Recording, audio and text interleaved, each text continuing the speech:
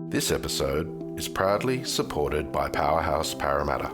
Powerhouse Parramatta will open in 2025.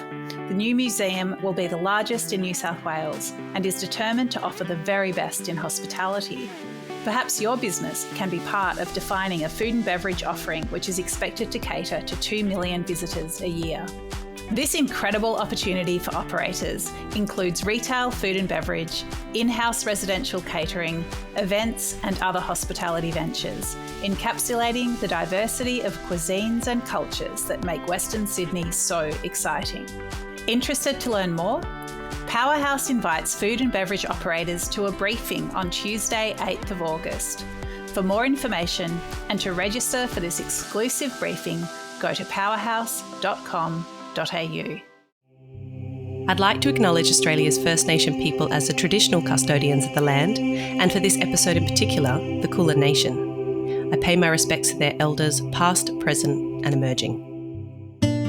Fitting the consumer need, but being different enough that you stand on your own as a distinct product, and using the rye from the source that we use, using the process. There's no other whiskey on the planet that tastes like ours. This is Over a Glass. I'm Shanteh Wale. The Gospel is Australia's only dedicated rye whiskey distillery.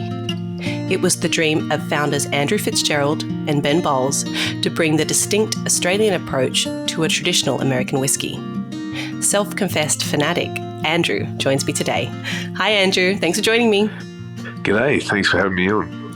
It's wonderful to have you on. Look, I have to say I'm not used to clicking on emails that say gospel in the title, but that was quickly followed up by rye whiskey, and that really captured my attention. So I clickbaited in and discovered your wonderful world. How did the gospel come about? Yeah, well, first of all, it's a provocative name. We're kind of aware of that because I often get questions about the name. But look, the creation of the distillery and the business itself has been it's been a long-ish journey for Ben and I. So in 2015, we were sort of both working together as engineers and kind of looked to do something else. And we're both distilling in my garage in Carlton. We had a sort of dodgy little setup there that we were sort of running, and kind of evolved from that. We sort of, with very little research into how we might actually build a spirits brand, we started. We jumped into building our first distillery in South Melbourne, and so from that, over time, we knew we needed to look at a whiskey at some stage, because our first brand was Melbourne Moonshine, making moonshine products, because Ben actually was born and raised in South Carolina, so he definitely influenced that side of our business. And but we were looking at whiskey, and then decided on rye. And there's a long story as to how we sort of ended up focusing on rye. But and then the gospel name really came about. A couple things. Like we first came up with a different name called Aster Rye, because we wanted to come up with something that reflected us as founders. And I'm an avid collector of records. I have been over my years, and vinyl records. And there used to be a pressing plant called Aster Records in South Melbourne, or in Port Melbourne it actually was. And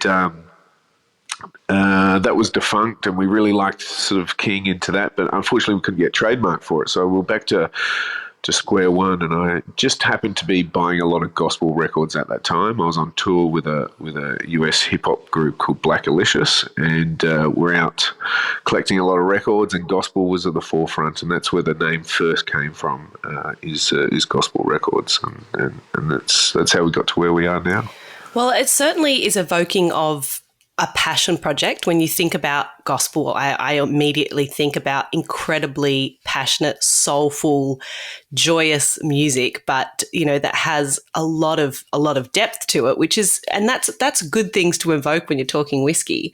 But I'm interested because you studied mechanical engineering, and I can't help but love this little component that you have in when we were chatting via email, and you're saying that you were tinkering on the weekends, distilling, working on your cars, curing meats. It tends to be, people like yourself that are highly capable of working in really big industries, but that what really just, gets you going is, is curing meat or hanging out with the tools on the weekend?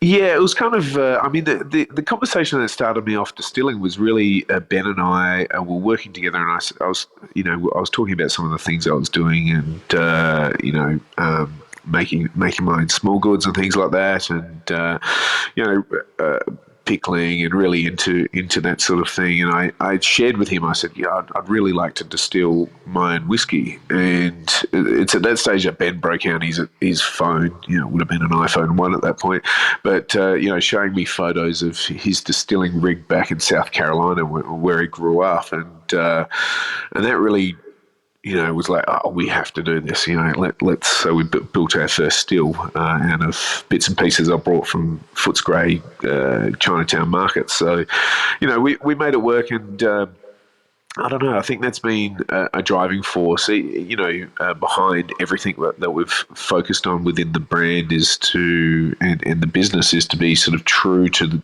whatever we're passionate about. So, rye whiskey, for instance, isn't the biggest whiskey market in Australia. It would have been easier for us to do a single malt or something, but we weren't as passionate about single malt. We were really passionate about rye.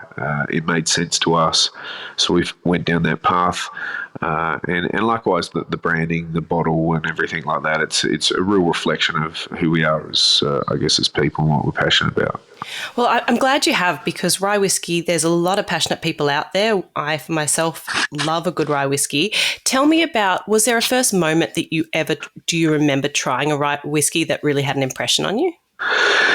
Yeah, so it's actually one of the defining points in our history which made us decide to make a rye. It's one of the, I call them sort of dots in a puzzle as to what formed the picture. And I was introduced, so I was drinking old fashions, and typically, particularly in Australia, old fashions have been made with bourbon quite a bit. But I was at a bar called New Amsterdam, which unfortunately isn't around anymore in Melbourne, and there was a bartender there called Sean, and he made me a rye old fashioned, and from that point I was like, wow, that's the only old fashioned I'm having from here on out is rye old fashioned. So that was a trigger of and that would have been a classic American rye, like a Rittenhouse or something like that, but that triggered this enthusiasm to explore ryes, and from that, sort of went on this exploration through the US to multiple distilleries and drinking a lot of rye whiskies, which we don't necessarily get here in Australia, and really the fondness grew from there. But that was a trigger, that rye old fashioned in New Amsterdam. Sounds amazing. I want to talk a little bit about just how rye whiskey is made. Can you give us a little bit of breakdown of what makes rye whiskey rye as opposed to other whiskies? Sure. Well, like the definition of whiskey in Australia is quite broad, but to adopt, I guess, international or what's commonly recognised forms of whiskey. So a single malt, for instance, is typically malted barley. So using barley as the base, and then they malt it. A bourbon is, it needs to be made in America, but is typically over 51% corn. And with rye whiskey, it's made with rye grain, so over 51% rye for the US definition. So what we do is we take ourselves, we take an unmalted rye. We source it from a farm in the Mallee region of Victoria and South Australia, Murray Mallee, and it's a single family owned farm up there that we source the rye from. And then we grind it, we mash it, we ferment it like you would a beer, and then we double distill that here in Melbourne. So it's really and then it goes into barrels for about 3 years. Our straight rye does. So what distinctly characterises rye whiskey is like rye bread. It sort of has a slight spice, a grain character to it that's unlike, say, a wheat. It's quite a pronounced sort of rye and sort of spice, but then we soften that spice with the sweetness of barrels. So I actually sort of say to people, it's a nice gateway between either if you're a single malt drinker and you don't like going to bourbons because they're too sweet, or if you're a bourbon drinker and you don't like going to single malts because they're too savoury. Rye really fits right in the middle across both those categories. Yeah. I think when you really look at the breakdown of say something like bourbon, you think, okay, it's made from 51% corn. Corn has a sweetness to it. And rye has this depth of flavor. If you've ever had rye bread, it has like a little bit of sweetness. Like you said, a touch of spice. It has this earthy character. And when you think about the raw product and what that can do to something like a whiskey, it makes a lot of sense why rye is quite distinct in its flavor profile. Yes. Yeah, it's quite a lingering sort of flavour profile in the whiskey, so it sort of keeps rolling through on the palate once consumed. So, and I think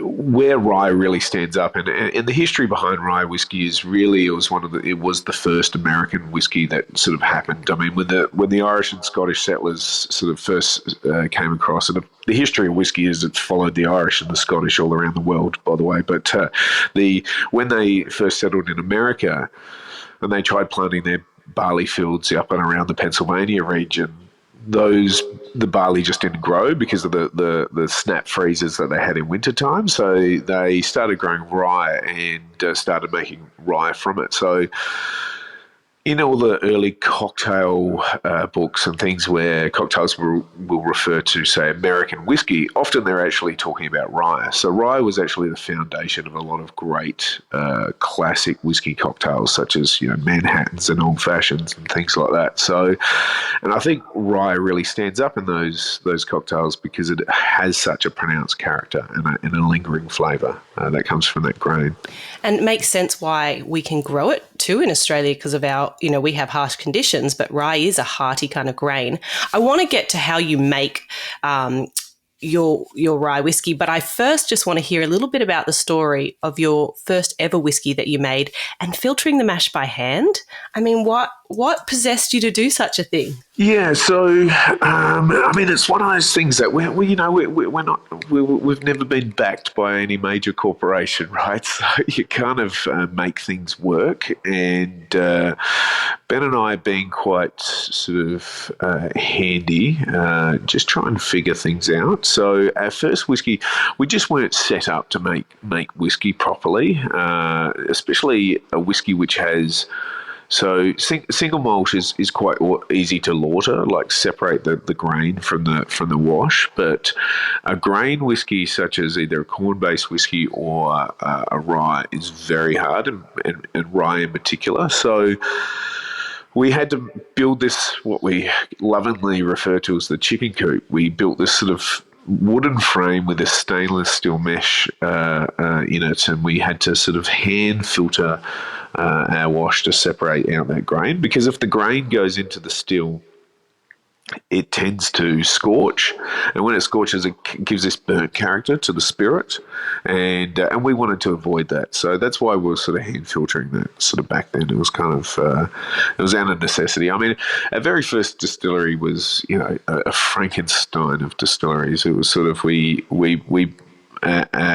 our chiller was a deep freezer that we got off of Gumtree, and we actually lined it, and we pulled apart a split system air conditioner and we submerged that in there to be our chiller. Our fermenters were these rainwater tanks that were brought in from Cambodia. Because they were stainless steel tanks and they did the job. Our first mash vessel was milk vats, and then we bought a second-hand mash vessel off of another Australian distillery called Starwood, which was beaten up and bashed to within an inch of its life. So, we very much have we just piece things together as we could, and then when we could afford more, we'd buy a new piece of equipment. But that's that's been our journey and why we did things the way we did. I always think, at the time, I imagine you're just doing, your little project and it's developing, and you probably won't think to take photos along the way. But I hope you do take some photos of where you've kind of started and where you're at now. I think some photographic evidence is not a good thing. Some would be interesting, but there's some photos of me taking tours through our old distillery, and it's bizarre. Like, I look at it and I go, oh, it's completely unsafe. we sort of ran out of space, so we just bought all this timber from down at Bunnings because that was close to us, and we just built a mezzanine. And I kept on saying to Ben, if we actually think like the Japanese, they can fit a lot into small spaces in Tokyo. So let's just go up. We'll build up. So we built a mezzanine, and then a mezzanine on top of a mezzanine, and then we're just stacking barrels up there and fermenters up there, and it was just it was definitely a dodgy time, but it's good to know we've actually come a long way. We're sort of, as we've progressed, we've designed our equipment better. We've fabricated a lot of our equipment ourselves, and it's much more refined process now. Good to know. Good to know with a work health and safety. But I have to say, I still know a lot of wineries that operate, and they are not safe at all. No, I mean, it's the farmer attitude, right? Like I feel as though we're just an extension of farmers and the farmer attitude in a lot of ways, and that is let's just make it work, right? Whether it's fencing wire tied around something or secondhand tanks or whatever, as long as the integrity of the product is there, and that's what we focused on, is like how can we make the best whiskey, not necessarily the prettiest equipment. So yeah. And a bit of common sense too, right? About working around what you are. If you got a bit of common sense, you think, well, don't climb up there, on a ladder, when you've had a couple of beers or whatever it may be. Yeah, well, that has caught us out a couple of times for Ben and I. But yeah, I think the key to success is only do it if it's Ben or I. Like, don't get staff to do it. So that's the key thing there. We can sacrifice ourselves, but yeah, I mean, I remember like at one stage we were steering our mash vessel by a paddle, and you had to be sort of on top of a platform on top of a milk crate to try and make it work. So yeah, that was definitely a dodgy period, but we got there. I'm glad you survived. Tell me, you use a continuous still. Why the decision for that, knowing that a lot of whiskies are made pot stills, or American distillers use that kind of hybrid pot column still? Why a continuous still? Yeah, so I think again, going back to our first distillery and learning everything that we did, when we built our next distillery, we were very focused on making a distillery that was really designed to maximise the, character of our rye whiskey. So really, we built a rye whiskey distillery. It can make other whiskies, and it does make other whiskies, but it is a very lean machine when it comes to making rye. So it does a great job of it. And a continuous column is a great way, because we do grain in fermentation, so we ferment on the grain. So typical most whiskey distilleries will mash and then they'll lauter. They'll take the wash off of the grain. Well, we don't. We leave the grain there right through the ferment and then into the distillation. So the column distillation can handle that without causing that scorch that I talked about earlier. And it's just a very efficient way to distill. I mean, we can sort of distill in a day, about 30,000 litres of wash, which, do that in a pot still, I'd need a 30,000 litre pot still, which is obscenely large. So that's the one thing. And we use that just as our stripping still, and then we do finish in a pot. So we actually, do. So I guess like a lot of Australian distilleries who do double pot distillation are really replicating what the Scottish do. We kind of replicating more what sort of some American distilleries do that are specialists in rye whiskey. Distilleries like Willet, which is a great rye out of Kentucky. They use a column as their stripping still and a pot as their spirit still, and that's exactly what we do. Cool. I love that. Now tell me a little bit about oak barrels, because toasting and the char of oak imparts huge amounts of flavour. What's your decision on what barrels you're kind of using? Yeah, well, I think this is like it can be a trap for a lot of new distillers, that they don't tend to think of the spirit when they decide on the barrel. They sort of think of the market, then they decide on the barrel. But we really thought about the spirit first and how it should sort of be treated. And so, because we have a very like where we grow the rye. It's in the Mallee, and it's a distinctly small and I'd call it almost a distressed grain. It's very tight, small grain, which is quite pronounced in flavour. So when we distill it, it's very cereal and grain forward. So what we wanted to do is really balance out that grain character with like a lovely sweet finish, and because of that, new American oak casks were chosen, and then we season those new American oak casks. So that basically they fell the tree, they cut it into blanks, and they let that sit out in the open in Kentucky for a couple of years, 2 to 3 years for all our barrels. And then we apply a very heavy toast, because what we're trying to do with that toast is bring out those furfuryls and those vanillin flavours and that sweet textures coming out of the oak. And the majority of our barrels get a very light char. So 80% get a light char and about 20% get a heavy char. And by doing this, we really do balance out that dryness of the rye grain with the sweetness of the barrels. And we do some project releases with other types of barrels and things like that, but we believe that perfect mix of our spirits with those sweeter barrels is the perfect landing spot. Yeah, I suppose when you're having the separate, different barrels with different toast and kind of grain, then you really have more control over the kind of final product and what you want it to be, don't you? Yeah, we call it salt and pepper the blend, right? So if we sort of, you can get, say if we're doing a production run, or we're about to bottle some of our straight rye. So if that's 20 barrels, we select from the bond store and we pour them together for blending for the bottling. Of those 20 barrels, you can get some very, depending on where they sat in the racks or, in the bond store, or depending on sort of even the cooperage has slight variation in the oak. Depending on where they come from, you can get quite a varying sort of flavour profile from barrel to barrel. So if we feel as though the blend is leaning too far one particular direction, having those different char profiles and toast profiles enables us to salt and pepper it to bring it back to a consistent product. Because our aim is to create a whiskey that you can buy it today or buy it in 15 years' time, and it's a consistent sort of character to it. Yeah, that makes a lot of sense. You're about to release, or you have just released, the Legacy Rye.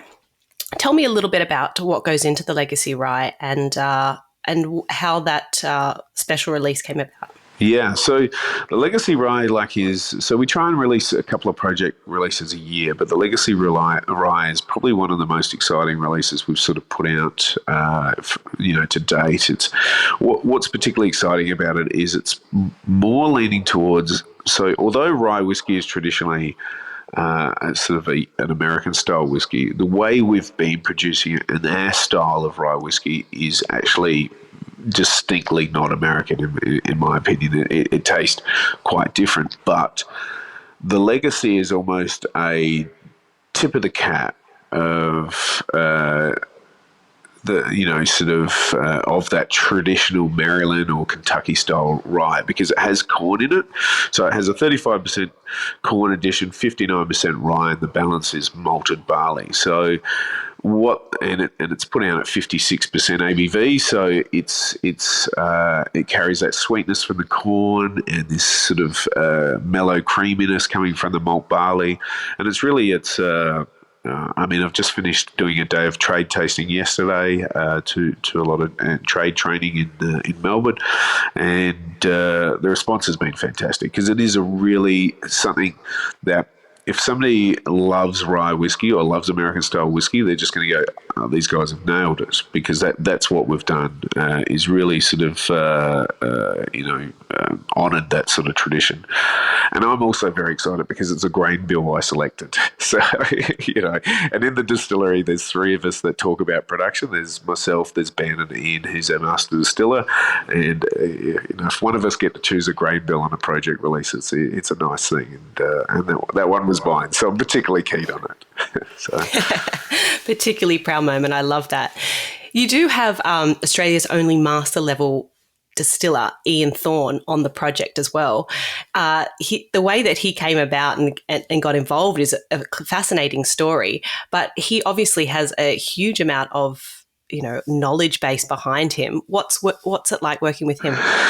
At times scary because, I think something's relatively simple and he'll explain why it's not. So that's a good thing. But look, I think we're really honoured to have Ian part of our team. I mean, Ben and I ultimately, as passionate we are, and, we have quite a number of years of experience now. We're sort of backyard hacks for the best, for lack of a better word. And Ian is one of the few in Australia that are truly professional at this.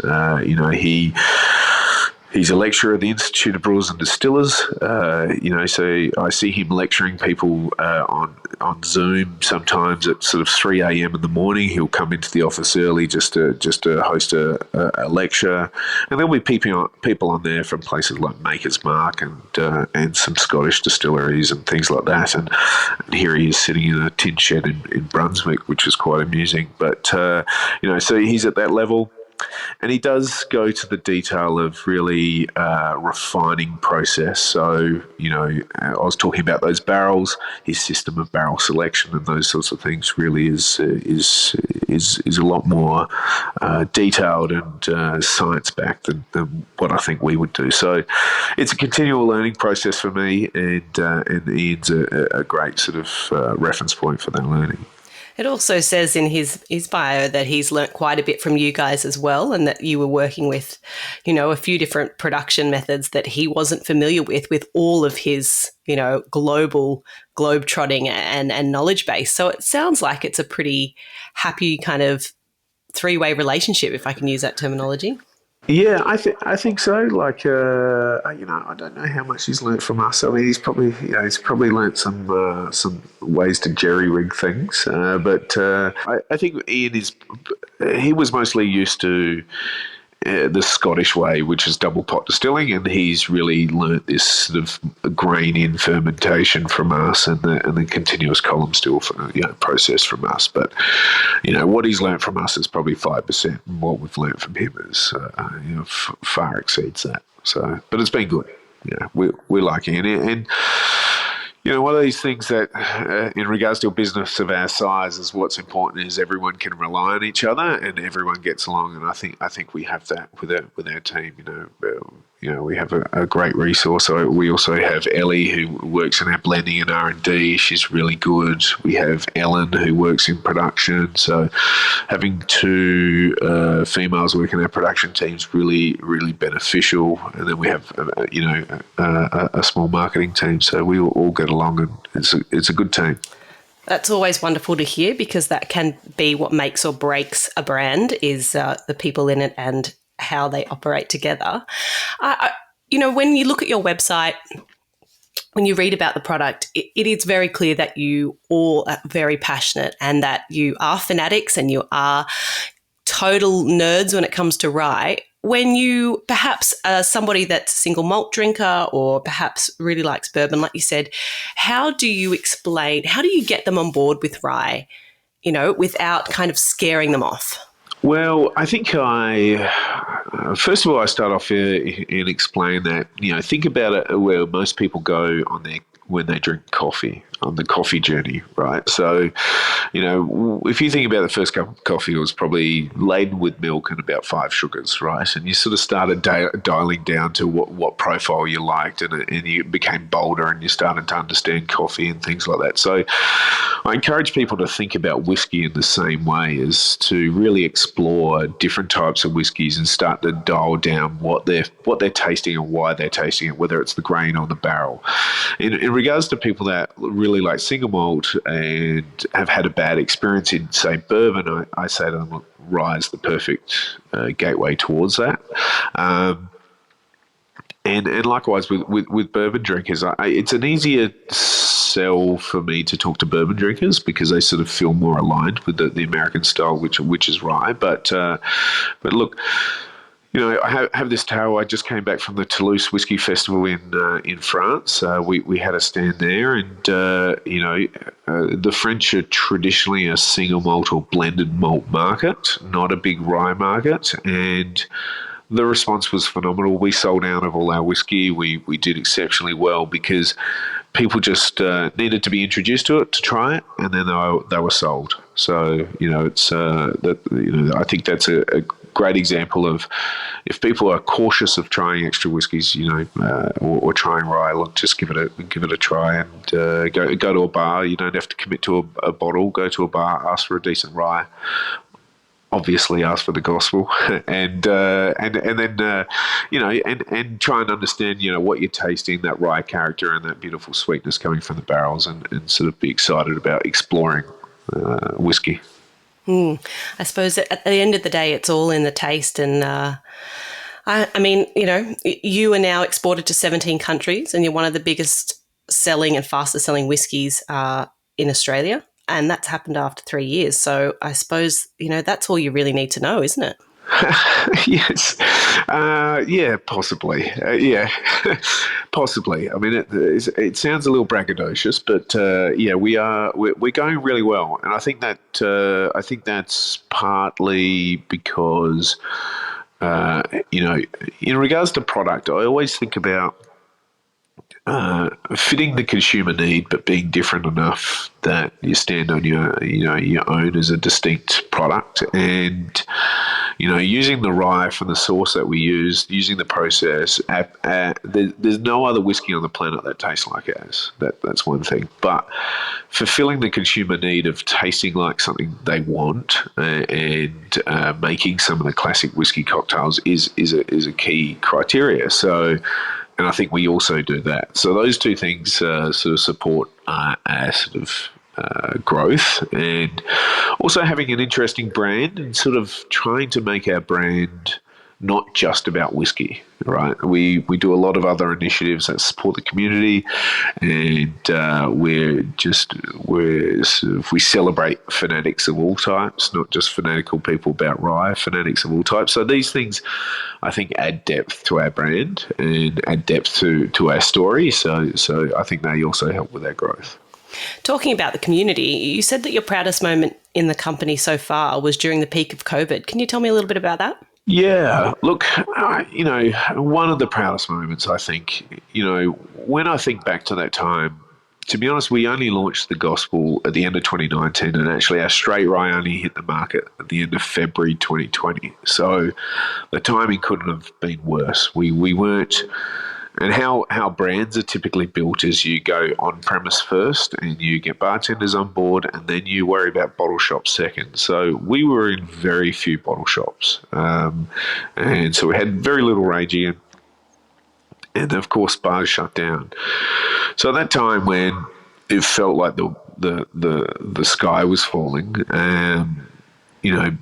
a lot of producers of spirits turned to making sanitizer, and a lot of them were sort of selling that for sort of $40 a litre or something like that, and sort of posturing as if it was something for the community. But in truth, it seemed sort of only a thin veneer to us, and for us, we produced a lot of sanitizer and really sold it for very little profit. Like, instead of $40 a litre, we sold it for $11 a litre. We gave thousands of litres away to Western Health. We donated any profit we made to hospitality workers that were here in Melbourne that couldn't get visa support. They couldn't get support because they were on just sort of working holiday visas, so they couldn't get the government support. So, and I think that sort of, Ben and I were looking at each other sort of saying, this is going to sink our business. This is really going to cost us. And it ended up not doing that. We survived, but it was making the decision that was right for the community. And I think we continue to do that. We give away, percentage of our profit that comes through our online store. We give that away to charities. We try and support the community of Pinaroo with our annual show up there. We really do believe in sort of supporting the community that either supplies our products of rye, supplies our rye, or consumes our products of whiskey. So, but that was definitely a proud moment because everything was on the line, and I think we made the right moral decision. And the right decision at the right time, I think, like you said, it was really a time of need, and it was a time to give so that we could, all kind of come together and support each other. I think that's amazing that you did that. And I think, for the people that touched, they will, forever be grateful. And that comes full circle most of the time. It comes back around to remembering, when bars reopened and what drinks they're going to be suggesting to their guests. So I think that's awesome and well done. Yeah. I mean, it does come full circle in a sense, but I think for the most part, it also lets our employees and our people know, what we put first. Ben and I stopped paying ourselves for the year of 2020, essentially to make sure that we could support the staff that we had on, and just it's letting people know where you stand as an employer and as a producer. So yeah, it was good. Andrew, I'd love to know, if you could only drink 3 drinks for the rest of your life, what would they be and why? Yeah, this is interesting. There'll be a couple of cocktails and a beer in there. So I drink a rye old fashioned, using the gospel straight rye, of course. That would be in there. I'll drink. Surprisingly, a gin cocktail. I would drink a Last Word, and I'd have that made with a Poor Tom's full-strength gin out of Marrickville in Sydney. I'd love their full-strength gin for that. And the last, look, I grew up in Adelaide, so you can never take this out of me. I would have the Cooper's Pale Ale as my beer. So, as unashamedly Adelaide that is, because when you're born and raised on it, you can't escape it. So, yeah, they're the sort of that'd be the 3 drinks. And if I couldn't have the cocktails, it'd definitely be a straight rye and, probably a wine of some description and the beer. So, yeah. Look, you'd be surprised how many people say Cooper's Green, and it is that memory of taste that really digs deep at our nostalgia and brings forth memory. And I think that's great. I haven't had anyone say a Last Word yet, and I'm a big fan, but I know it's a very divisive cocktail. I don't know if it's the chartreuse or the maraschino, but it tends to divide people, but I'm a big fan. Who doesn't love a Last Word?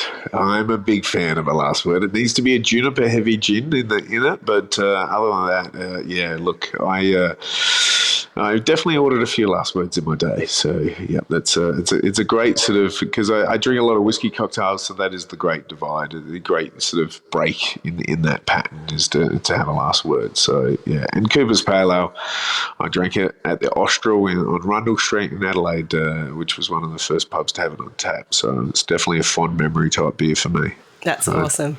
Look, I love the chat we've had. I love the fact that, that rye is, a drink that can be standalone as a real sipping, thoughtful drink. But I love the fact that it adds so much to a cocktail as well. It kind of gives people free range to try it however they want to drink it. And it's been fantastic learning more about the gospel. I've definitely had a bit of a scripture today. So thank you so much.